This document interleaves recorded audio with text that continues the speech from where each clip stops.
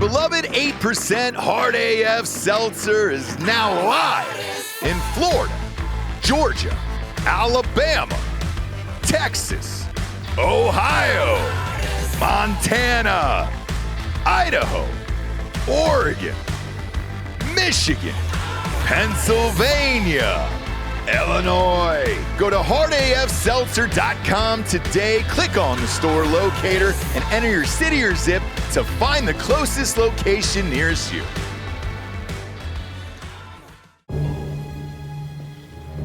Oh, I like that angle.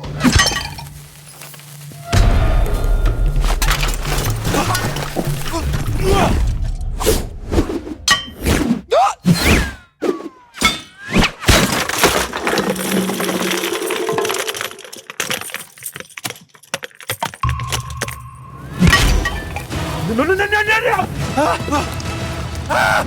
That's unfortunate. Time to take the leg. Ladies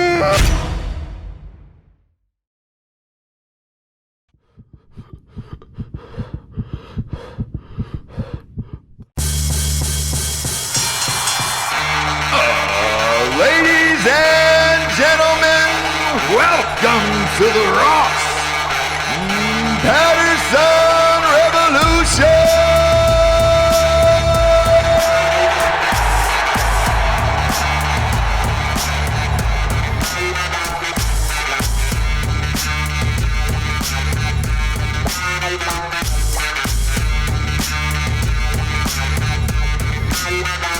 Yeah, welcome to Ross Patterson Revolution, live in Wilmington, North Carolina. We're at Jamie's place. We're getting the new studio set up and all that fun stuff right now. And then I got to fly back to Austin on Thursday to take some measurements and then bring the sets and everything else. So, you know, just going through it, having fun. Yes. Having fun. And the audiobook is out. Maybe applause for that. Thank God. I was telling Drinkin Bros audience earlier here, I found out through a listener on Drinkin Bros that the book was out. I got no email from Audible, iTunes, Amazon, no one. And that's not how it works anymore. Whenever they feel like doing it, they feel like doing it. Yeah. So congratulations here. But yeah, we got a bunch of incredible actors in it. You did an awesome job with the edit on it. I listened to it last night. It was fantastic. The AI tech is simply unbelievable. Yeah. And I don't think people understand. Like, there was one guy's comments on Instagram today. He's like, I don't listen to any AI voice, right? And I go, you will now, because you can fully direct these people as if they're real actors now. So it's not like you're just picking a voice and then inserting it. You actually get to direct them like actors on set. And it's wild. Coughs, pauses, sighs, laughter, all of it is in there. And it is unbelievably impressive. And you'll never know. Now, Burt Reynolds, you'll know because he's dead. Right. But that was the big one. We chatted about this a few weeks ago. I also made this comment on Drinkin Bros as well. Like, it's weird. After doing it, like, I missed him. And I think I talked about it on this show when I was working on directing him at night. It was about 4 nights in a row.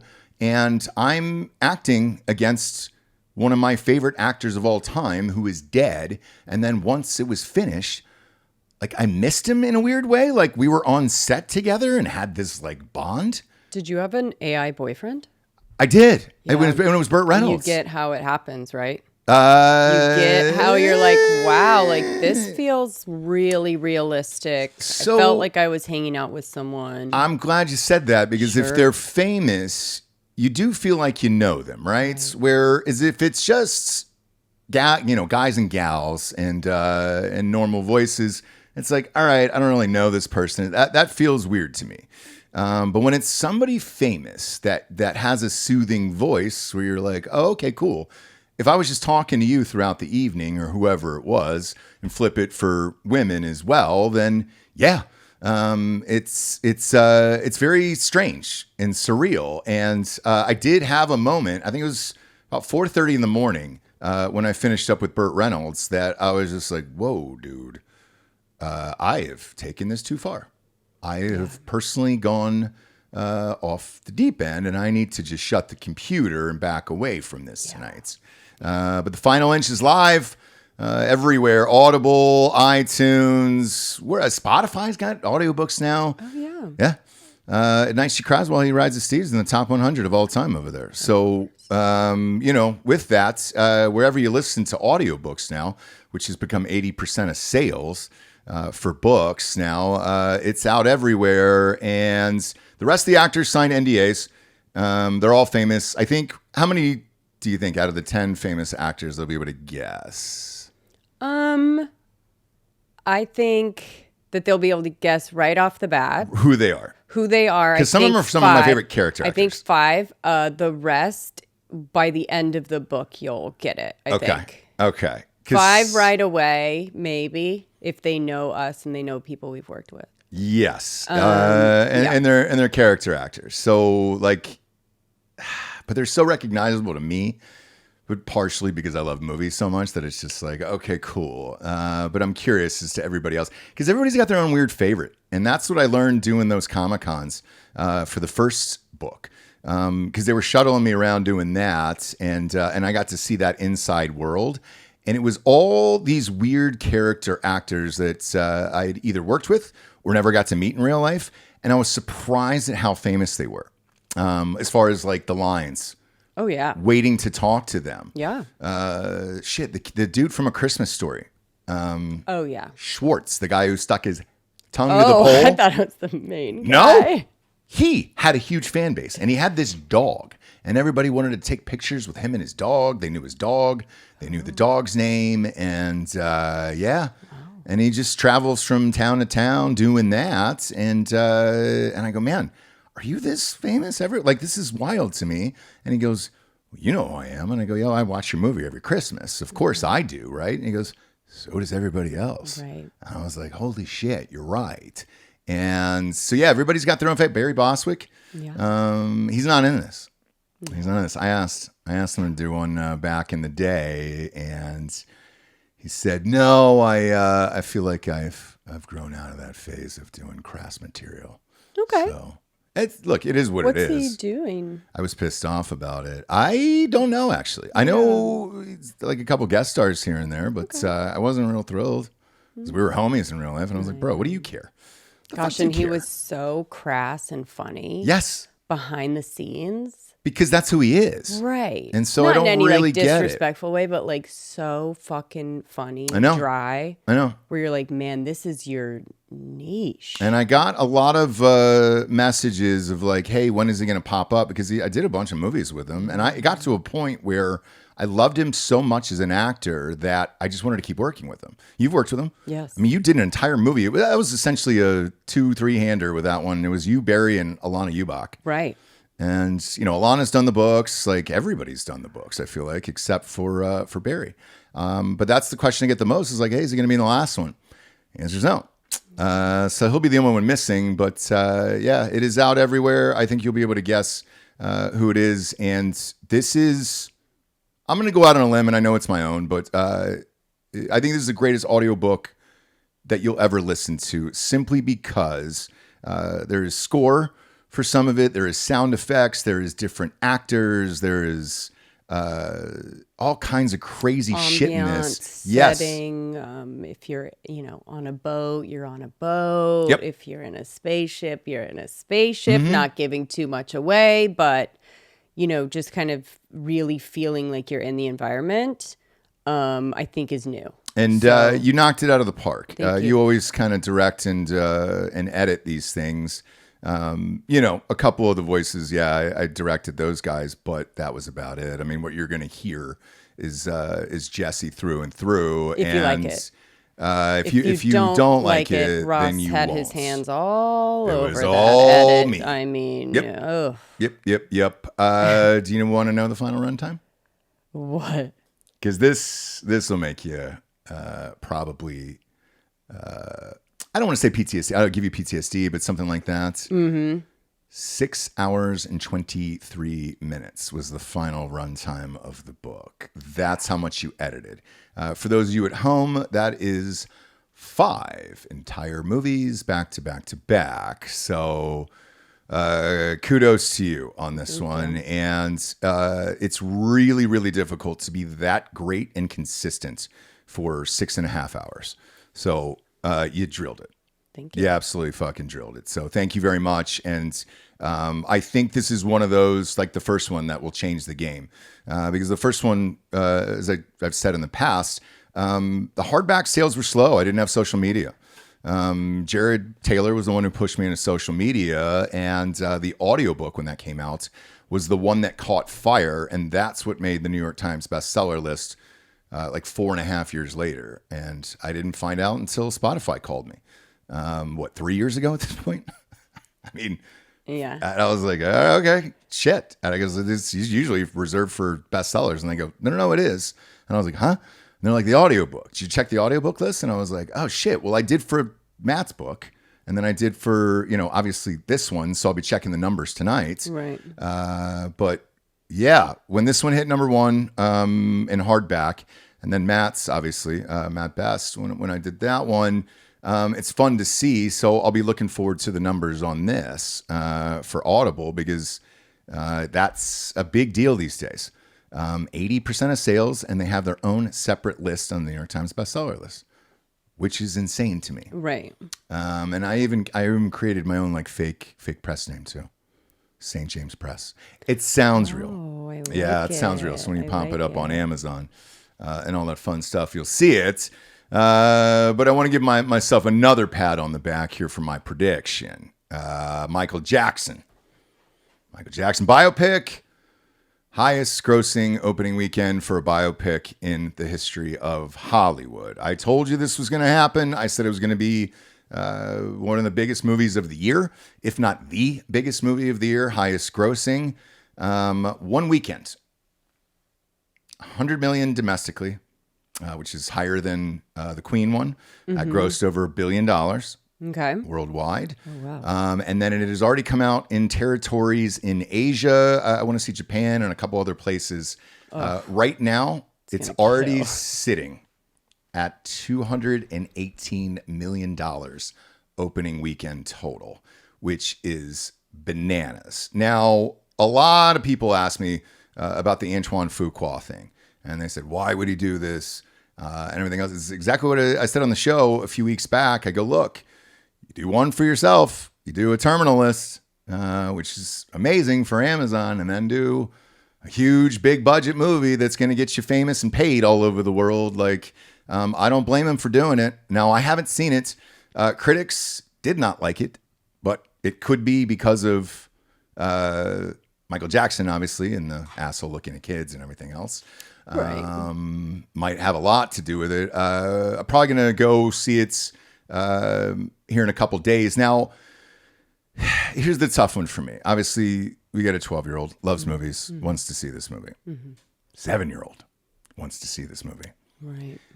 This is how big his music has extended to the world. Now, I think it's either PG or PG-13. Oh, perfect. And they cut all the shit out of there because there was reshoots, and apparently it was that. He was always PG-13, though. You Who? know what I mean? Michael Jackson. Oh, yeah. Well, he was always PG. He was always He parental. was never 13. Parental was too old. guidance was always needed with him. But 13 was too old for him. Yes. It aged out of that Yes. for yes. him. PG, though. And I Always don't know what to PG. do. I'm torn because both of them wanted to see it. They're 12 and 7. And the critics, there was one critic, and I was talking about this before the show started, who had a great review of this because he goes, look, think whatever you want about the movie. And is it your stock standard music biopic? Yes, by the letter. However, the music is playing throughout the entire thing, and he's recreating all the iconic dance moves, step by step, beat for beats. And as soon as the music comes on in the theater, you are locked in and you are hearing the greatest soundtrack of your life. Right. And I don't know what to do as a parent. Well, they don't know anything about it So- because the estate successfully successfully buried it. I think so, but I don't know because we don't really. The reviews that I read said yes, that they whitewashed this thing and it's just a music biopic of love and peace and all that other stuff, right? But what was odd is our 7-year-old was just like, he goes, Dad, what did Michael Jackson look like recently? And I was like, well, he's not alive anymore, you know? And Jax was sitting with us. He's like, he's dead, dude. He's, you know? And and I don't even know what to say about the changing of the skin color. I think maybe leave Jagger home. That's what I think too. I think leave Jagger home. And by the way, you know, his attention span is not that it's not that long. But he loves music. I'll do something with him. But here's the weird thing, because I did ask him. I was like, "Do you know this?" He's like, "I know the songs, you know, because they play them everywhere, and they do play them at kids' events and all that stuff all the time." I think they did a musical review at school, and they learned a Michael Jackson. That was in the. I went to the thing. Yeah, it was in there. So yeah, they know all the songs, and the whole school came in and did. It was the history of Motown, which in an all-white school with one black child that goes to school there was. Really, really hilarious. I think our kid was singing James Brown. Yes. Yep. Yeah. James Brown. And then they did sort of a review of historical figures as well. And a white kid was playing, who's the first black baseball player? Jackie Robinson. Yeah. So a white kid was playing Jackie Robinson, and I didn't know what to do or think. Well, I did take a video. Here was the hilarious thing. The only thing I knew is to I'm do. buddies with them, and I just walked over to him and I go, "Hey, man, there's a lot of whites doing this, you know. This is," and he just started dying laughing, and he goes, "Thank God you said it, not me," you know. Right. We've been homies for a while, and right. You know, he's cool as shit, and we were both just laughing, but he goes, you know. It's at least they're learning about the culture and history and all that other stuff. But what are they learning though? What message are they learning when the white kid is playing? Like, are they Jackie Robinson? Are they even understanding what that means when it's like, oh, you were the first baseball player in their mind? Yep. They're like, oh, yeah. I guess you were the first baseball player. Mm-hmm. Yeah, Babe Ruth wasn't in that play, so yeah, it's strange. And it's a wild conversation to have, I guess. But yeah, I mean, this movie's breaking every single record. People are already going back multiple times. And this, by the way, I just want to point this out because 70% of the box office usually comes from China. Hasn't even opened in China yet. Right. Imagine when it hits China. Because as a kid, all I remember seeing on TV was all the Asian kids passing out around the world. I don't even know what country they were from, you know? Oh, okay. Because he was a global superstar at the max level. And I would argue to say he's the most famous singer of all time. I got him at 1 and Elvis at 2, probably. Okay. What do you think? I mean, look, to get past everything that he's gotten past, I think, yeah. Okay. Now, you know how I feel. Yeah, yes. That he's not. Yes. That he's not. No, do you know what I mean? That he's not. But clearly, if you do all this stuff and people still love you that much, you are the greatest singer. And especially now, you know, in this economy. No. Yeah. In these times, especially now, after everything, for people to be like, Michael Jackson. You know, I think you may be the best singer. Yeah. You're uncancelable. You were doing what I think we all agree is probably the worst thing you can do. Mm-hmm. You know, messing with kids. Yeah. I think we all kind of, you know what I mean? And still, my God. I know. There's that, and then there's rape, and then, you know, there's a few others, right? But that's number one with the bullet. Yeah. Is kids, and... There's a couple reviews that are really bad, but, you know, from who, whatever, people like me. You know what I mean? Michael is a bad movie. Let's just get that out of the way now. By the way, they're all like that. Yeah, it is designed less to tell a story than to recreate moments. Yes. Ones you're probably already familiar with, and basically just be in a karaoke concert. People are saying that this kid is like the next big thing. I don't know if you could pigeonhole yourself anymore in this life. And he's his nephew. Yeah, so I don't know if he's going to be, if, roles are going to become, come flooding in for him. But, good for him.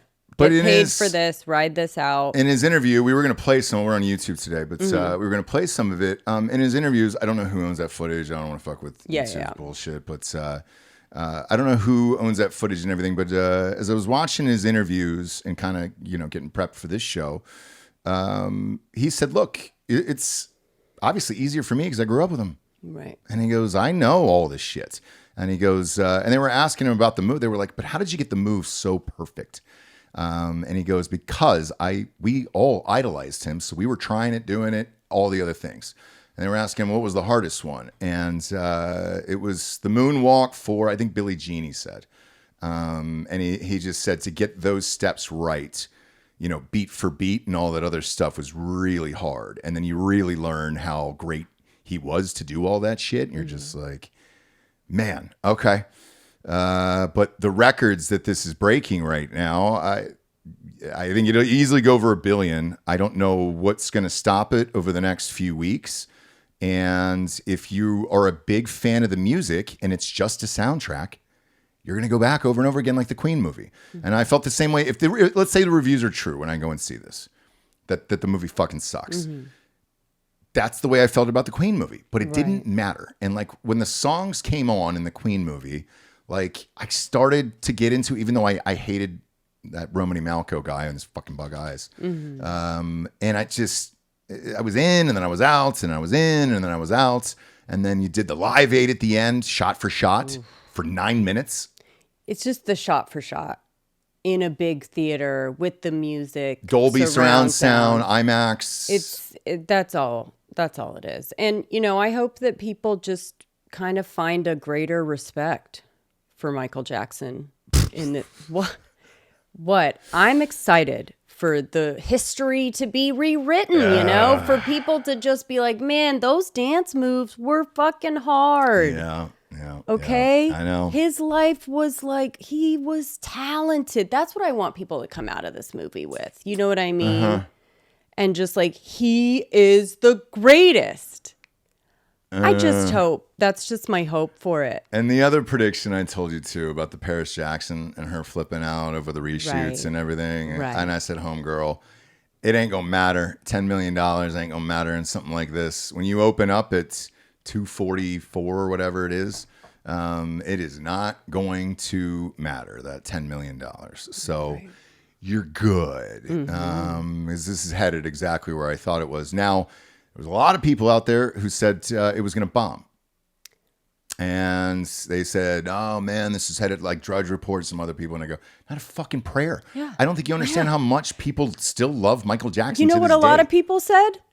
Michael Jackson touched my butthole. Yep. Okay? Yep. Not true. Yeah. And that's not true either. I know. So it's like, shut up. Of course it's going to do well. Yeah. People say a lot of things about Michael Jackson that's not true. Yeah. I mean, God. That is going to be a tough one for me. I don't, because our kid's been excited to see, our oldest one's been excited to see it. You want to see it. You want a buddy. Of course you do. I want to see it, but for other reasons. Like, which reasons? How do you tell a guy's, well, as a writer, I'll selfishly say my top reason. How do you tell someone's story that is this big for this long in just one movie? That isn't 3 to 4 hours long, because it's not. I heard it's like 2 hours. Right. How do you tell the story of a child who was essentially beaten by his father and trained to sing, have hits at age 8 years old, and then continue this streak all the way through? And because I see all this shit, like let's take the Bruce Springsteen thing. It was a perfect example. They focused on one album. Right. I'm going to do Nebraska, and that's it, and you're like, okay. And Jeremy Allen White didn't do the fucking voice. One album nobody liked. Right. And it was a risk, yeah. It didn't pay off. Didn't do well. And Bruce he wants a sequel now. It's like, no. You do. You had that shot. I bet you do. It should have been called Born in the USA. Hell, the movie, motherfucking yeah. And then covered that album and then the rest of your shit. So sorry, Bruce, you had it. But with this, selfishly, yeah, I want to see how you jam somebody's life into that, because there's so many iconic moments in his life where he was famous as a little kid. Let's just say you took the Off the Wall album, right? Which was the biggest album of all time, I think. That album, the story that is rumored through Hollywood and everything else that I think Quincy Jones talked about it in his book was they couldn't get him to come in. They couldn't get him to do anything. And he just assembled these musicians. All of them were from fucking Toto, the band Toto, by the way. And that he did it in 4 days. Michael Jackson just came in and said, all right, when's it due? And they're like, we need this fucking next week. And he goes, cool, I'll just knock this out. And then they just did it in 4 days. Yeah. And if that's true, to have the biggest hits in the world after 4 fucking days, like, and then let's take the fucking 10 years off, and then the skin changed completely. All the fucking crazy surgeries and all that other shit. And what does he drop? Bad. Yeah. That album and the iconic the thing in the subway it was the video with Wesley Snipes, and all that shit when he got his hair caught on fire in the fucking Pepsi commercial. Right. I mean, there's just so much shit. And I heard Janet Jackson's not even in it. So it's like, oh shit, I forgot about Janet. You know? What about LaToya? What's going to happen with LaToya? Who knows? But so yeah. And then obviously the music. Obviously, I want to see this kid's performance and then his changes throughout the years and all that other shit. And then I want to see how cheesy and bad it is. Court cases. Yeah. Yeah. I don't think that's in there. Oh, okay. Jumping on the car. Yeah. That would have been. Those are a lot of iconic moments. And by the way, I thought perhaps they could have ended with that. But I don't know.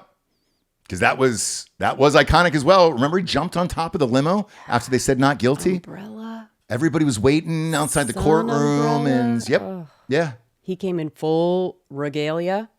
Oh, he was full kit. Michael Jackson all the way through the fucking trial. You and I watched the We Are the World doc on Netflix. Yeah. How about that bullshit? Yeah. Where he just walks in there and controls 50 of the biggest stars in the world because he knows he's the biggest star in the room. And then he starts singing parts for them to do. And you're just like, Jesus Christ, never took off his sunglasses. Yeah. And that hot ass sequin shit. We're like, being in a recording studio all day like we are, God forbid the air's not on, I'll sweat my fucking ass off, let alone him doing that bullshit all night. Right. What were they? Didn't they go like 9-10 hours straight? And it was immediately right after the Grammys it ended. Yeah. So like partying.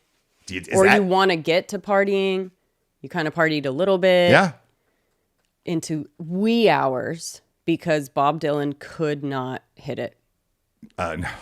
Do you know what I mean? God, it was awful. Like wee hours because Bob Dylan just couldn't do it. Couldn't do it. And then everyone's getting mad at each other because they're like, Michael Jackson's like, I fucking came in and this could have been done in 5 minutes if you guys were all Michael Jackson. And everybody was just, Stevie Wonder was just such a fucking asshole and all that other shit. Walked to the bathroom without anybody leading him. I know. I think we should put something in African. Finally, that white guy just steps in the producer and he goes, hey, man, nobody knows what the fuck that is. Hey, man, it's 4 a.m. Yep. Coke is wearing off. Yeah. We've run out. And we're not trying this, but we're not trying things. We're not. This isn't the place to try stuff. Just read the goddamn lyrics. But is that in there? Like, I've got so many questions. Actually, I did see a scene from him. Yeah. Oh, so I'm dying to, like, yes, the curiosity has me. It's got me hooked. And I want to see it. Now, on the flip side, let's say this bombed. Right. And let's say it made $8 million. It would have been on streaming in 2 weeks. I wouldn't go see this in theaters. Right. I wouldn't. I'm not. And I told you guys not to go see the Springsteen thing. Right. When it bombed, I go, here's why it fucking bombed. And it sucked. And just wait till it is on Hulu in 2 weeks. And that's exactly what happened here. So yeah, I'm fucking curious about it. And there's always been this weird fascination with musicians. In our audiobook, we got Keith Richards, and I've obviously a huge Rolling Stones fan, and then the next thing up is Harry Styles getting engaged. Yeah, like it's just we're always fascinated with these global musicians and what makes it pop, what makes the thing. Because I love Harry Styles, I do. I'm 18% gay, and the last album kind of. He's great. Oh, I didn't hear it. Yeah, of course. A lot of people didn't hear it. I liked the first song. What? Fuck. Are you thinking of the recent one? Are you talking about Watermelon Sugar High? Oh, no, that was forever ago. Yeah. I'm talking about the recent one. Oh. Yeah. Yeah.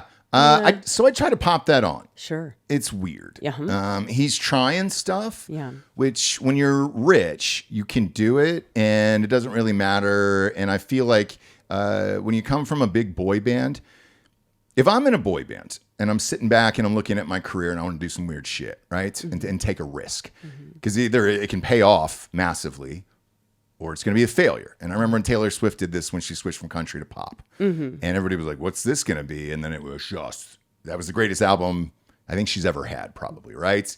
With this, you can take a swing when you're in a boy band, looking at the numbers of Backstreet Boys and those guys getting back together and selling out all over the world like nothing has ever happened for the last 30 years.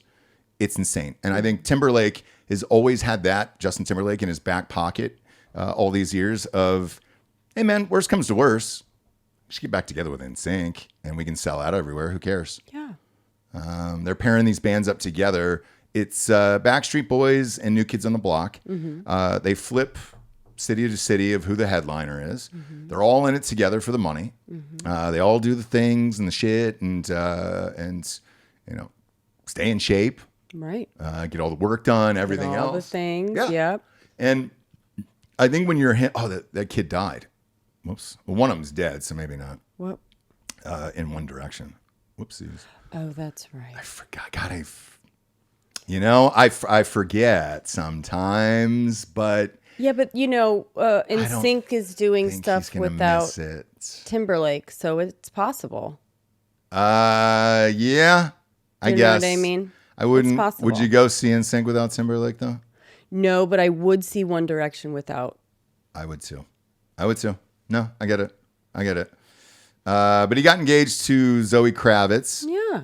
Which is perfect. I think it's weird. Why? Look, she was married to Jason Momoa for all those years. Was that the one? Oh, Jason Momoa is her stepdad. Are you thinking of the wrong Sorry, I'm going to back person? that up. He was married to the mom. Yeah, this is Lisa Bonet's daughter. Wow. She was... You're right. So Jason Momoa is Harry Styles' stepdad now? Yeah. Wait. Are you? Or father-in-law? Yeah, father-in-law. Because they're not becoming brother and sister. They're engaged. Are you okay? Boy, I'm having a hard time with this one. That's right. It was no. Yeah, here's why I'm having a hard time with it. They look a lot alike. And Lisa Bonet has not really aged. Yes. I mean, they look the same fucking age, her and Zoe Kravitz. So I get them mixed up all the time. And they are very similar. I think they're just cool. Like, chill. The boa constrictor on the wall. But whatever. Like, weird, hot, cool. You wouldn't kick it out of bed. You know what I'm saying? No, they're both hot. I mean, it's... Right? Yeah. So she was with Channing Tatum previously. That's right. And I think they were engaged. It was one of those things where it was like, seemed like a rebound, but then it lasted for a really long time. He's been posting a lot of cryptic stuff since the engagement came out. Who has? Channing Tatum. Really? Mm-hmm. And what's he saying about it? It's just cryptic means that it's like posting somebody else's, divorce post or breakup. Okay, like Tom Brady was doing with Giselle. Like breakup poem or letting somebody go or like divorce or I was a mess and I just got rid of somebody on my Facebook for that. Right. I couldn't see one more post. Right, because it's this thing of like saying, like, just talk to people. Like a weird unfollow, the following, the posting of the cryptic thing. It's like the only way that we communicate is weirdly through Instagram, but not really. Like, if you want to say something, put a post of what you're saying, how you're feeling. Are you sad? Yep. Because it seems like you're sad about it because you're really posting a lot of poems and you don't really post poems usually. But I don't like that at all. I think Zoe Kravitz and Harry Styles is a great pairing. Again, you thought it was Lisa Bonet. I thought that would have been great. He likes them older. I know. Olivia Wilde to Lisa Bonet. I mean, let's go. I honestly, like, I think that's why I was thinking about it. Okay, no, it's the hot daughter that But decided. she looks the same age as her mom. I mean, that's not. Have you seen the two of them side by side? Yes. It's nuts, man. I know. Boy, that's okay. Momoa's the father-in-law. Okay. He's not her father. No, you're right. So that's actually the daughter You're right. of American So Lenny Kravitz and Lisa would be the Bonet. father-in-law. He would be the stepfather-in-law. But I they're don't not think married he factors, anymore. I don't think he Yeah. factors really in. He didn't have any of the kids that we know of that are famous. They did have, I think, a daughter together or something. But he's out of this equation. I don't even think we need They to don't hang out? mention him. Zoe don't think they Kravitz hang and Jason and- Momoa, yeah. no. I don't think so. Really? They probably like text or check in. But They're the same age. So Momoa is living his best van life, and good for him. Yeah. So he kind of checks in with the old family, but it doesn't need to. You know what I mean? Yeah. But for Harry Styles man. to have Lenny Kravitz as a father-in-law, amazing. To have Lisa Bonet as a mother-in-law, to be marrying into one of the coolest families that isn't real thirsty and just kind of like fucking cool forever. Right. I think it's a great idea. I understand now why you thought it was weird. I was just kind of like, why is that weird? I think it's fucking great. So Lenny Kravitz is the father-in-law. Yeah. And he's Harry Styles. Momoa's going to be like maybe the weird cousin uncle that'll come shows around up, every once. yeah. Hey, I used to be in the family. Man. I'm in a van in Venice now, but like, man, that was fun, huh? So he's not. Oh, He's they not- were together for a long time. Yeah, they were. Yeah, they were. Years. Like, it's hard not to picture them. She co-signed for his entire loan of fame. Sure.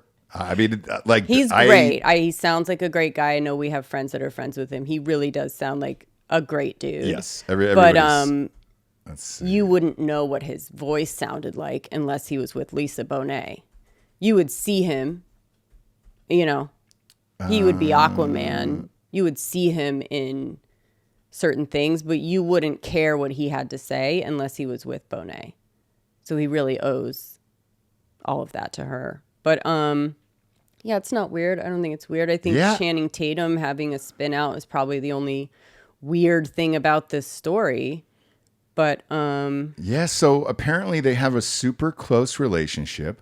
with Momoa and Van Zoe. Life? Okay. Yeah, with Van Life.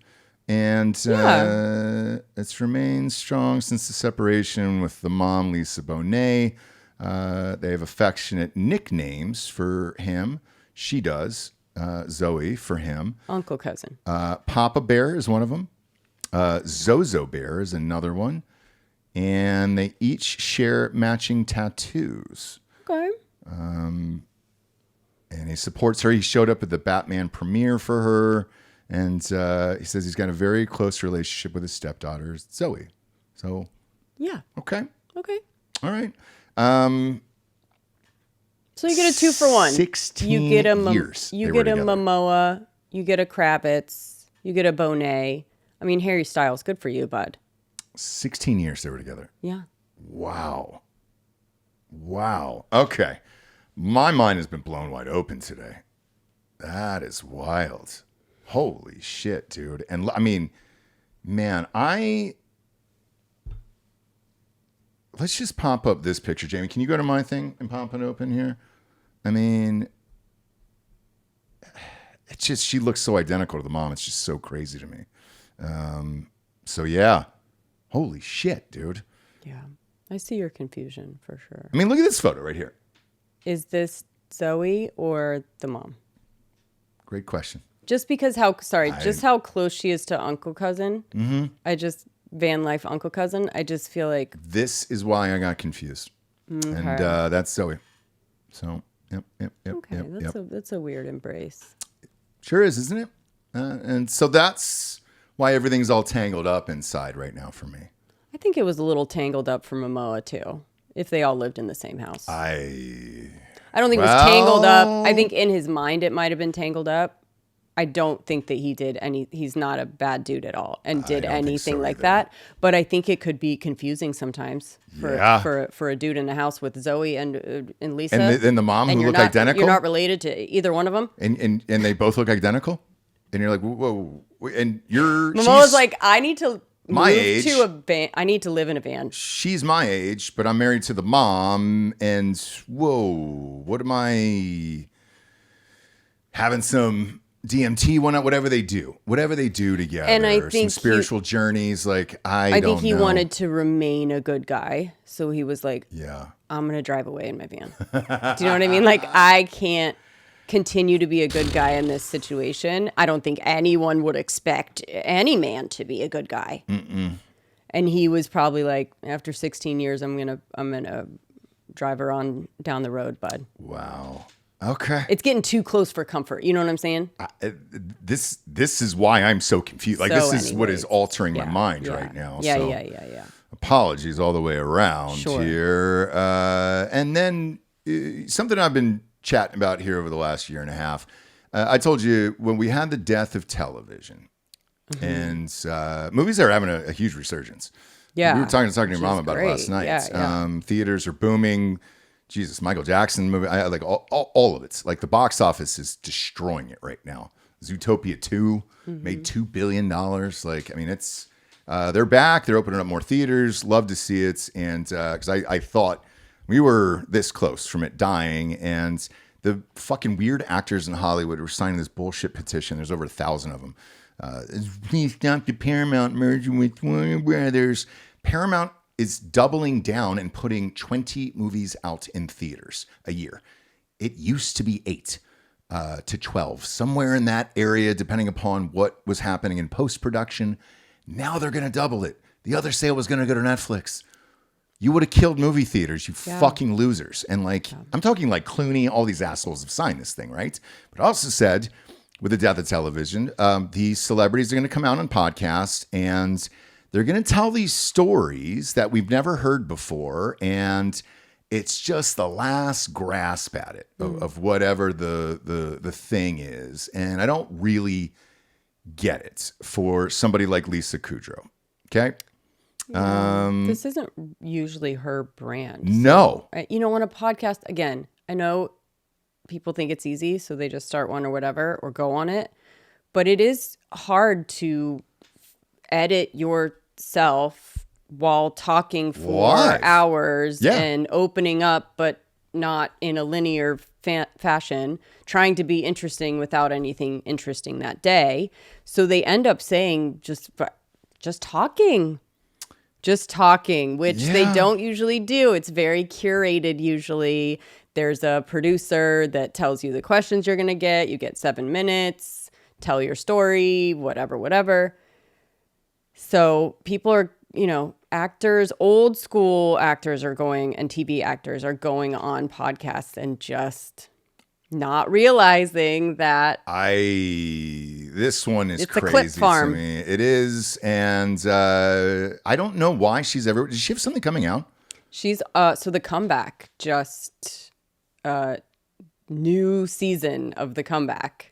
Oh, a reboot of the comeback. I actually love that show. I love the comeback too. Good. So this is a continuation. I think there was 2 seasons a while back. When was it? They did 2, and then I think they did 1 more, kind of like checking back in with her, and then now, just recently, the new checking back in with Valerie Cherish. She has a podcast. I want to say 2012. That neighborhood somewhere in there. Was the last one? Yeah. I don't know when the last one was. I think that was like the beginning of the first one. Yes. And then it they was very kind good. of kept it going, loved it. So now they're She was checking great in it, back too. in. It was actually like a character that she developed at like Groundlings or whatever. Okay. And so they brought back the comeback. Again, she has a They're podcast. bringing back everything, A yeah. podcast called Cherish the Time. It's really funny. She can't do it. She's like, "Are we done? How many funny. minutes Yeah. are we at?" That's they're like, which they're is like smartless. 15. Yeah. She's like, "Okay, well, what's the next topic?" So it's good, but it means that she is doing press and I press would now. have buried this story way down deep inside and never talked about it because I think it's fucking ridiculous. I just don't think it's interesting. But, again, it was on a podcast. You be the judge. So she said working on Friends was brutal. Okay. It was a brutal experience on sets with the writers. She said there was a lot of mean stuff going on behind the scenes. And she said because most of the writers were men. They were saying, crude things occasionally. And she said, don't forget, we were recording in front of a live audience of 400. And if you messed up one of these writers' lines or didn't get it perfect, the response, they could be like, can't that bitch fucking read? She's not even trying. She fucked up my line. Now, Why is she hearing that? I'm sorry? Why is Lisa Kudrow hearing a writer say that? Off screen. So they would sit behind the Oh, okay. cameras, and back then the writer's room was like 12 or 15. And so most of them would sit behind literally with just the script. And it was a hard copy of the script back then. Mm-hmm. And they would make notes with a pencil and be like, all right, you fucked this up. Let's do this again. Mm-hmm. Let's get another take of this or whatever. And my response to this is you were getting $1 million an episode. $1 million. So yeah, just shut the fuck up and read the line that I wrote for you. Friends had some of the best writers on the planet on there. And they weren't getting paid that much, right? The writers? They were. Or That were was they? back when Okay. writers were getting money. So yes. And they had the best of the best. Look, Friends was one of the biggest shows on earth at the time. That and Seinfeld.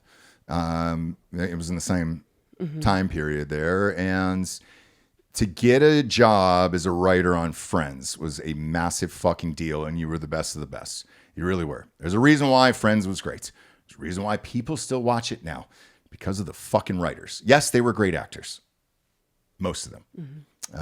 But yeah, if you fuck up a line, that's what happens, man. And they're going to be pissed off about it, especially if you're fucking laughing about it or whatever, whatever cutesy thing you're doing there, where it's just like, hey, dude, can you just read the goddamn script and we can get out of here today? Like that has happened a million times, like a million. I don't care who you are, for Christ's sakes. And she went on to say, we knew that back in the room, the guys would be up late discussing their sexual fantasies about Jennifer and Courtney, and it was intense or whatever. And she added that, it was brutal, and the writers were often up all night writing on the sitcom. That happens all the time as well. These guys, and it was mostly men in there, were sitting up until 3 a.m. trying to write the show. So my attitude was, say what you like about me behind my back, then it doesn't even matter. And then I guess during the show's run, a writer's assistant, Amani Lyle, alleged a lawsuit that she'd experienced racial discrimination and sexual harassment in the writer's room. And she allegedly overheard the other writers talk about what they would do sexually to different cast members on the show and some demeaning comments, blah, blah, blah. But the lawsuit, it's important to note, was thrown out in 2006. So apparently they didn't have the evidence for that one, and it got chucked. So having been in a lot of these writers' rooms, old school, 20 years ago, that's the way it used to be, 12, 15 people in the room. Sometimes you were auditioning for your job in that room. The language is horrific, Yeah. which is why me and Dan and Jared and Matt and everybody else get along so well on Drinkin' Bros is because you're just saying disgusting shit, and then you're trying to one-up each other and everything else, and it's hilarious at the end of the day. At no point is there intent in any of this that I think. And also, when you're up writing till 3 in the fucking morning every single night for, let's say, 25 years, yeah, dude, weird shit. You're gonna talk about weird shit. You're gonna write weird shit, and sometimes you could have a fucking hit series, like the romance novels for dudes, for Christ's sakes, right? So yeah, that happened all the fucking time, and here's when it switched for me, because I was an actor first before I wrote my first script and all that other stuff. I got on set, I thought I was the most important person in the world. I really did, and I thought. Is a lot of actors do, and you're like, oh, they couldn't be here without me, and this is, I'm doing something awesome today. You quickly learn when you switch to the other roles, so directed, produced, and then wrote, and then done all those jobs separately on their own. That you're just like, as a director, you're like, holy shit, man, just get this fucking right. If you blow one more take, it's gonna fuck up the thing or whatever. As a producer, you look at the actors and you're like, god damn it, if you blow one more fucking take, we're going to go over into overtime. It's going to cost me more fucking money and budget and all that other shit. As a writer, if you write a really funny joke and then somebody has their own fun spin on it that you don't like, and then you have to kindly remind them, hey, dude, can you just try it like this, please, or whatever. And you learn that every single person on set hates the actors, hates them with a passion. And some of them, on the flip side, let's take a Tom Cruise, for example. They're the only reason all those people are there in the first place. Tom Cruise is signed on to that project. There's no movie. There's no Mekhi Phifer, as fucking Eminem would say. Like, so, yeah, dude, this shit is so normal that I'm like, there's no reason to talk about it. And everybody's got a positive memory of Friends. Yeah, it's weird. It doesn't sound like her because she has done podcasts and interviews and like doesn't ever sound like this. So it was an interview with the Times of London, which I'm sure is akin to what? New York Times is the Times, right? New York Times, whatever. Sure. You give whatever outlet what they want. And what does the Times want? How bad was it? How were you brutalized? That's what everybody wants. So they don't get it from Sydney Sweeney, even though they try, right? Yep. But from some people that aren't really up on how they coerce you into getting the article that they want, I think Kudrow kind of fell into. We didn't hear, because it's a written interview, right? We don't hear what it's an interview with the Times of London published last Thursday. So published. Sure, but we don't know what questions the person was. So was there any? Blah, blah. I'm sure that was the questions, right? But it's still the way you answer it. Because the next quote was, nobody cared about me.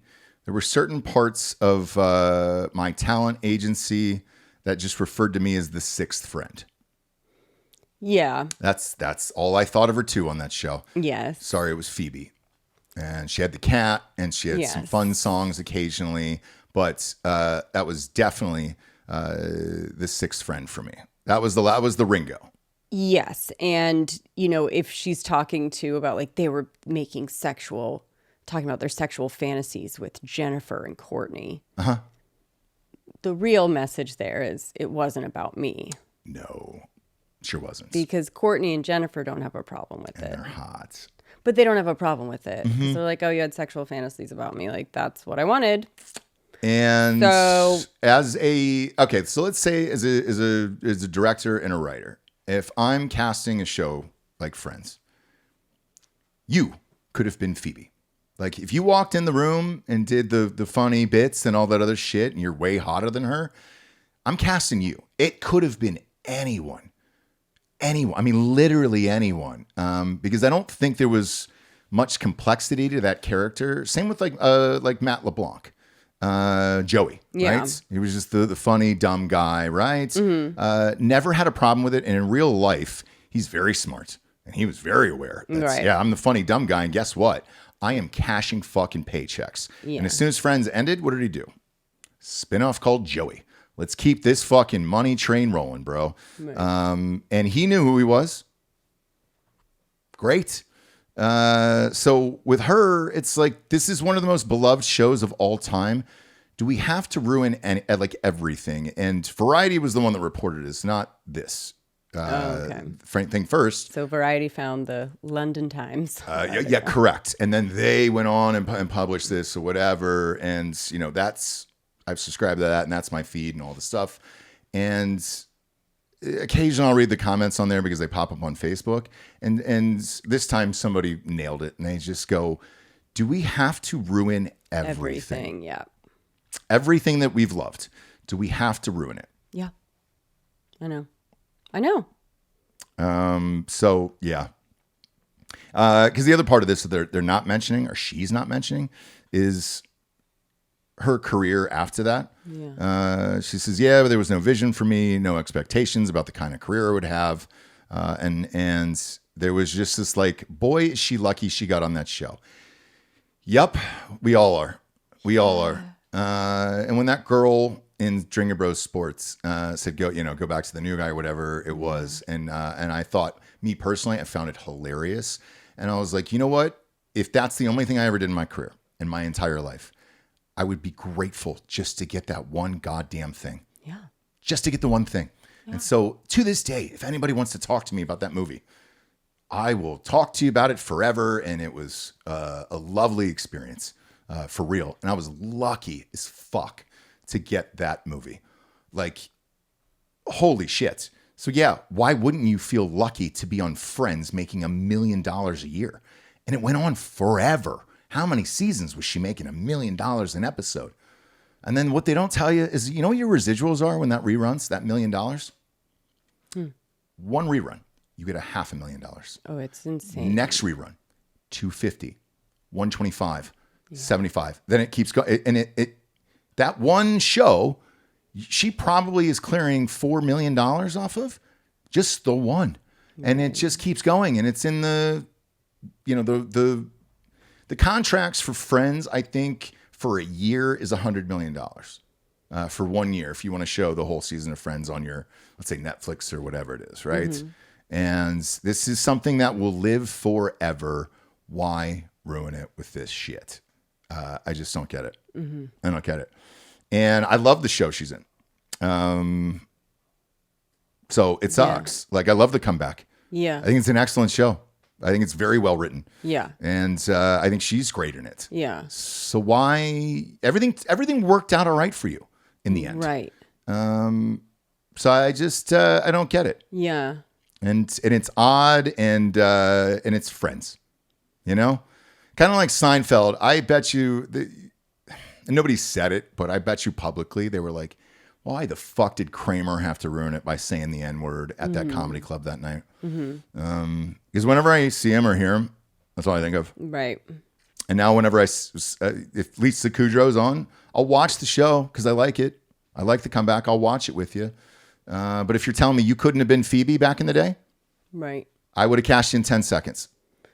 Yeah. I would have cashed you in 10 seconds. But yeah. Yeah. But that's the difference you were very replaceable. You all were. Yeah, yeah.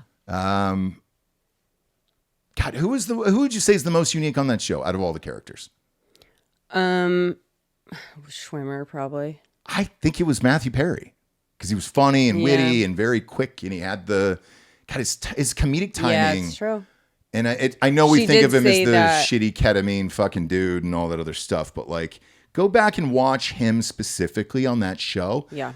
To me, that was the dude where I was just like, damn, his timing comedically was fucking awesome.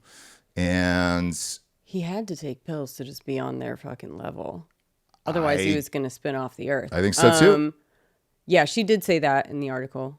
It was like, I'm rewatching Friends after he passed and was just like, he is a fucking genius. He was very, very talented. Yeah. And even the movies he was in, like Whole Nine Yards and stuff like that. Like, God, he was good. Yeah. And his timing was really good. And comedy's really fucking hard to do.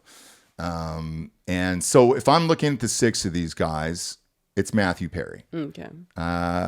Ross, not very high in my list. That is probably the 5th friend. Courtney Cox just above him. I put Joey at 2, actually. Yeah. Joey I liked later in life. I know. And so, like, I got him at 2. I got Jennifer Aniston at 3 because she was the only one that had some kind of dynamic where she had to go kind of back and forth and then put up with the haircut shit. And Brad Pitt and kind of handled it pretty great. I mean, she's handled her whole career pretty graciously throughout. And Courtney Cox was just hot. That was kind of it. You know? Yeah, and pointy and like very uptight. Yeah. Yeah. Not funny. Yeah. No. I didn't ever find her funny. No. But she was really pretty. And so, yeah, if you're looking back at that cast, that's kind of what it is. And so when I read that, truthfully, I was disappointed. I was just like, shit, dude, why do that? You know, why do? There's movies that I don't like that I was in. And if somebody wants to talk about them in public, I'm always like, hey, dude, I love them. I love that movie. Whatever it is, you know, just so you don't ruin somebody else's thing. Yeah. So, yeah, when I read this, it sucked. And I hated hearing it. Yeah. I really did. Yeah. Now, what I liked hearing was the Megan Thee Stallion story. That was another Instagram breakup. That just chef's kiss there. Oh, perfect. Klay Thompson, NBA superstar. Sure. I think he's won 4 championships. He's at the tail end of his career. He's getting older. Had a bunch of knee surgeries. I think a ruptured Achilles too. So like, and he cheated on her. And she went on her Instagram and just said, "This is why," and fuck him. And he's blah, a blah, basketball player, right? Oh no! I'm just wondering. No. Yeah. He plays basketball. Sure. And does. is he currently playing? Yep. Yeah. Currently plays for the Dallas Mavericks. Just thought- Again, tail end of his career. Tail end, but like They're they getting just older. play so many games, you know, in different places. Right. So many.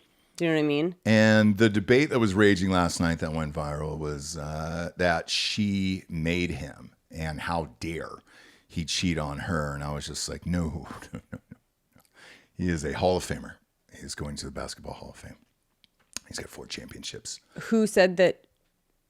There was a debate online last night. That it's her fault? No. Oh. That, you know, she made him, how dare he, and all that other shit and everything else. And it's like, I couldn't believe it when I was like, I'm sorry, did you just say that about Klay Thompson? The guy that won 4 championships. Yeah. Scored 60 points in I think 3 quarters. And I believe he did it on 4 dribbles, by the way. That's how good he was. Oh, wow. So it was catch and shoot for that guy. Like, he is an all-timer. And also, decent looking dude. And for Megan Thee Stallion, or The Stallion, excuse me, it's you. It is definitely you in these relationships. There's a reason a dude shot you, okay? And then Klay Thompson or whatever, like, it is definitely you, okay? If you shoot a woman, that's right. That's the top of the list, I think, right? Yeah, it sounds like he was trying to break up with her for a while. Probably was. Just from her post in May I? Oh, feel free, please. Cheating. Had me around your whole family playing house. Got cold feet. Holding you down through all of your horrible mood swings and treatment towards me during your basketball season. Now you don't know if you can be monogamous. Bitch, I need a real break after this one. Bye, y'all. So it's Southern, right? Bye, y'all. If we had the applause here, Okay. I would give you a round of applause for that line read Yeah, right I was there. really in character there. Oh, by the way, and if I was a writer on Friends, I would not tell you to redo that either. No, That you was have to perfect. do it It was perfect. exactly No like notes. that. Yeah, No yeah, notes. yeah. And thank Yeah. you, Miss Wiseman. Yes. Somebody And get so- her a latte. And so I do it. Yep. Do I do it again? Oh, I'm leaving. yeah. You want me Nope. to leave? Okay. That is a picture wrap. Oh, okay. On Jesse Wiseman, excellent take. So it the sounds dates. like he was saying, like, look, I need to step back. I'm getting cold feet, right? Yep. I don't know if I can be monogamous, right? And that's him. I don't know if I can do it. Yeah. And she's like, bitch, We doing it. Well, We're doing no, I'm not doing it. I'm the one breaking up with you. He's like, oh, good. I wanted as to. in her and her third person are breaking up with him. Yeah. Like, we doing it. We out of here, all right? yeah, like. We gone now. And it's like, okay. You better never call me. He's like, I haven't called you in 3 weeks. Yeah. Like, I'm kind of, it's a lot for me. Yeah. And she's like, well. Mm-hmm. God, you're good at this. Right. Again, no notes from you on this voice. It sounds a little bit like he said he needed a break. Mm-hmm.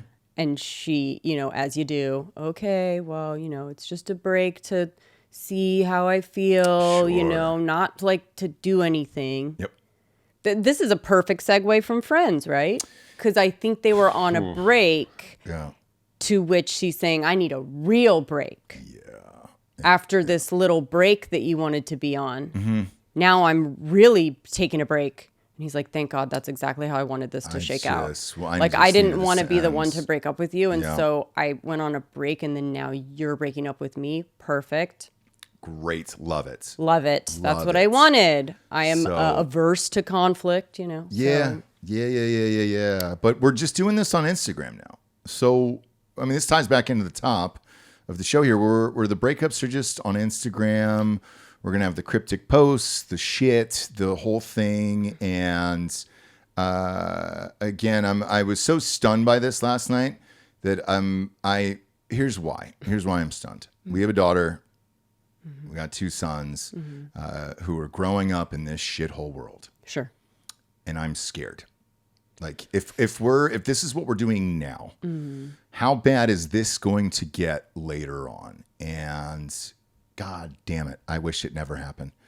And our oldest said to me the other day, he's very smart, but out of nowhere just said to me, he goes, Dad, it seems like the 90s was the best.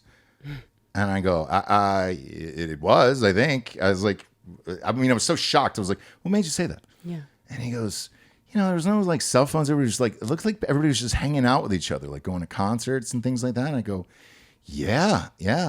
No cameras. And I go, no, you just had to be there.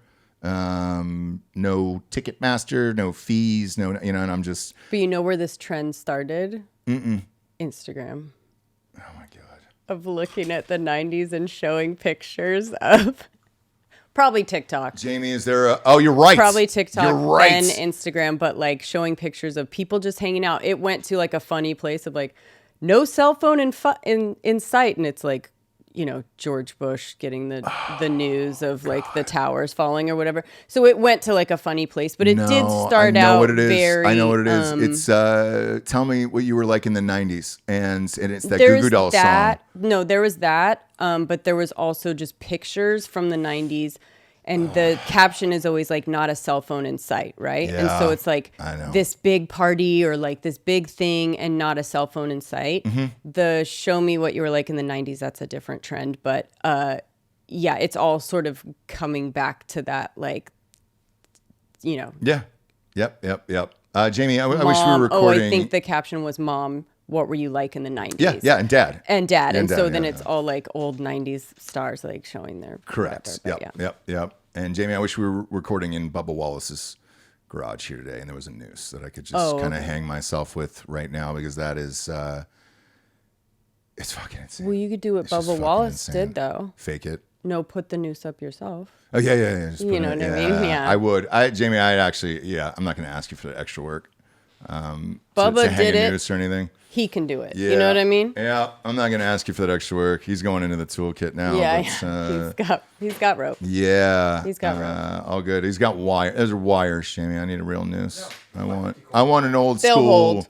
I want an old school, like a cowboy one. They'll hold. Like this is tough. Yeah, I want a cowboy one. I want the one. The one you see from the movies. Yeah, Jamie, you're all good there. No.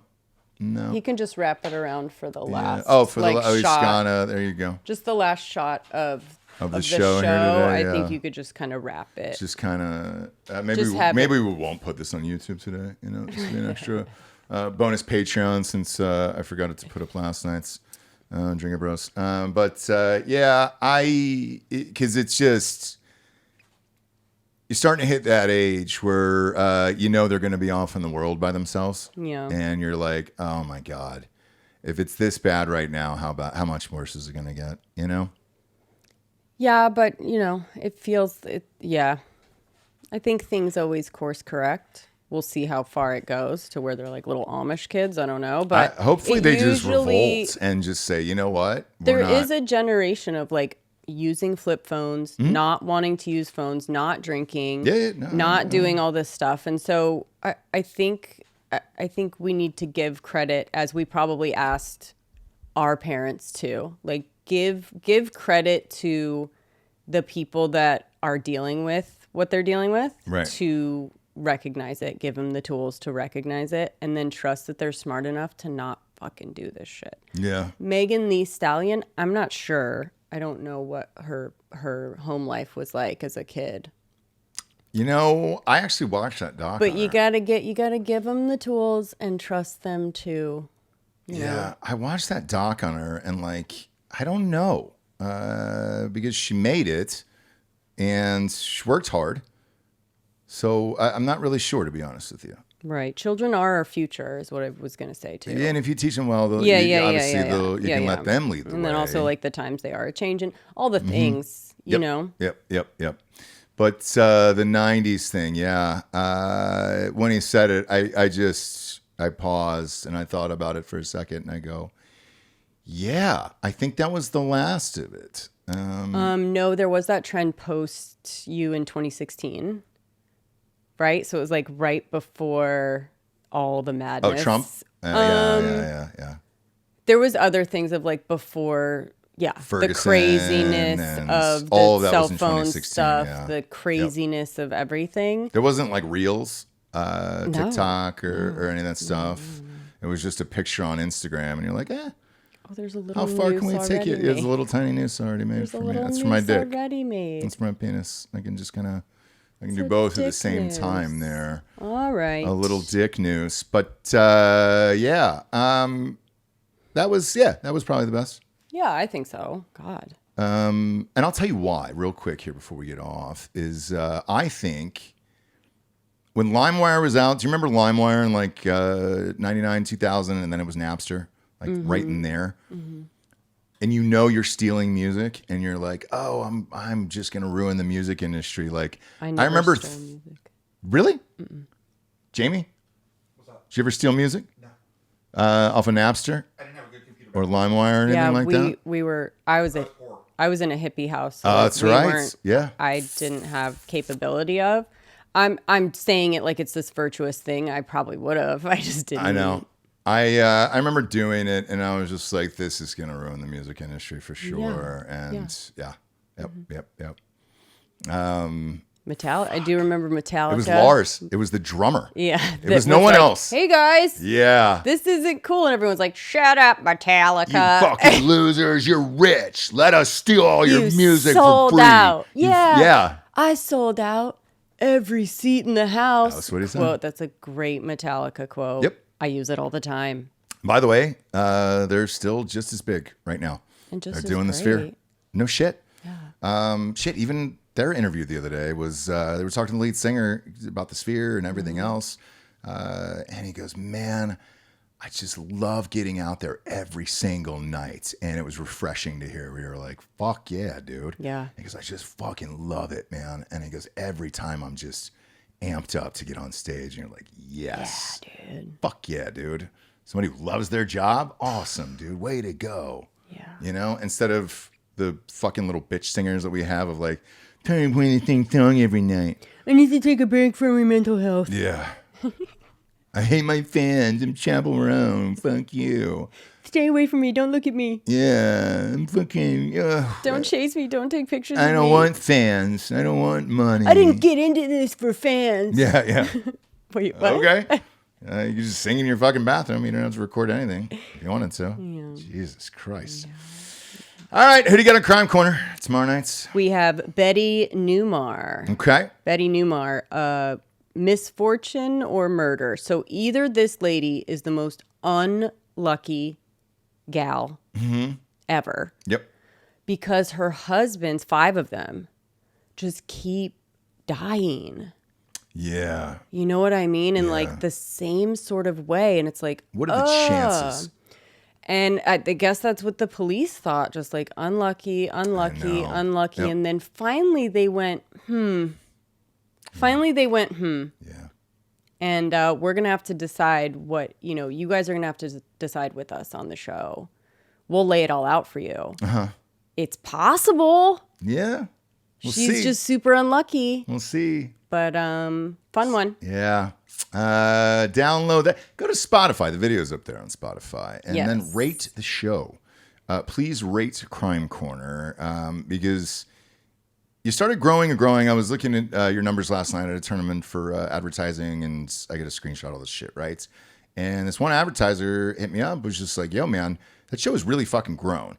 And they were like, what did you notice about it? And I said, Spotify video. I go, that's when it really, really started to fucking rock it up there. And I think, this is just my personal opinion, because I love the show and I'm a fan of the show. Even last night, I was fucking watching it. And I think when it hits iTunes video as well, it's just going to keep getting bigger and bigger. So, but you need ratings. Like ratings will drive it up the charts and all that other stuff. So rate and review the show a 5-star on iTunes and Spotify. And then please rate and review this show on iTunes and Spotify. We greatly appreciate it. Thanks for tuning in, kids. For Jesse Wiseman, a.k.a. the Jables, I'm Ross Patterson. This is the Revolution. Buenos tardes, everyone. Good afternoon.